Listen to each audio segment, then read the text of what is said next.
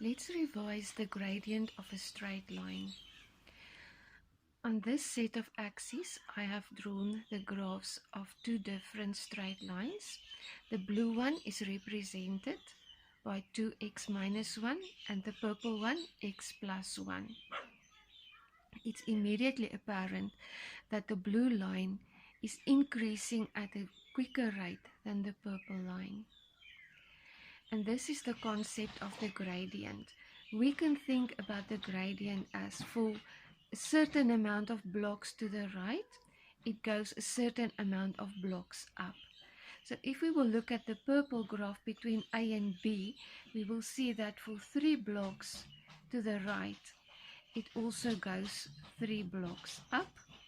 And we can write it as 3 up over 3 to the right. So the gradient of the purple line is equal to 1. We can also write down a formula to calculate the gradient between A and B. And this formula is given by the y value of B minus the y value of A over the x value of B minus the x value of A. If we write it in the function notation that we discussed in the previous lesson, the formula can be changed to m is equal to f of x of b minus f of x of a over x of b minus x of a. There's a very nice application of the use of the gradient. If we would, for instance, on the x-axis write down time, and on the y-axis we will represent the displacement of an object.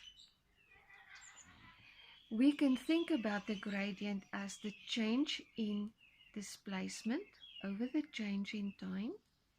And displacement could, for instance, be measured in meters and time in seconds. And meters per second will give us the velocity of the object. So the gradient of the graph gives us a very important aspect of the movement of the object, namely the velocity.